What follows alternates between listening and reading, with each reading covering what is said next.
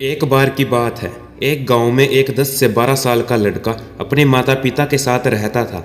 वह लड़का कई सालों के बाद अपने दादाजी के गांव जाता है।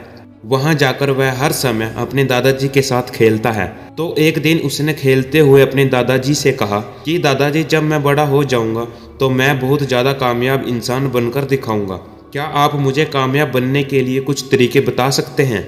उसके दादाजी मुस्कुराते हुए उसकी तरफ देखते हैं और उसे हाँ कहते हैं और फिर उसे एक पौधों की दुकान पर ले जाते हैं जहाँ पर छोटे छोटे पौधे मिलते थे। वहाँ से उसके दादाजी 2 छोटे पौधे खरीदते हैं और वापस घर आ जाते हैं। घर आने के बाद वह एक पौधे को बड़े से गमले में लगा देते हैं और उस गमले को घर के अंदर रख देते हैं और दूसरे पौधे को वह घर के बाहर लगा देते हैं। और वह अपने पोते से पूछते हैं कि तुम्हें क्या लगता है कि कौन सा पौधा फ्यूचर में सबसे बड़ा होगा?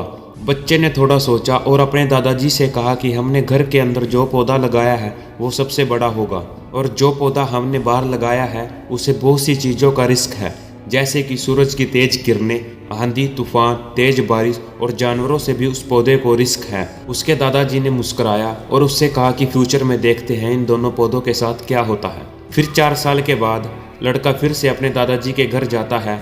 दादाजी को देखने के बाद फिर से उनसे पूछता है कि दादाजी, लास्ट टाइम मैंने आपसे पूछा था कि ज़िंदगी में कामयाब कैसे होते हैं, लेकिन आपने मुझे कुछ नहीं बताया था, लेकिन अब आपको मुझे बताना ही पड़ेगा। उसके दादाजी ने मुस्कुराते हुए उससे कहा, ज़रूर, लेकिन सबसे पहले हम उन दोनों पौधों को देखते हैं जो हमने कुछ साल पहले लगाए थे।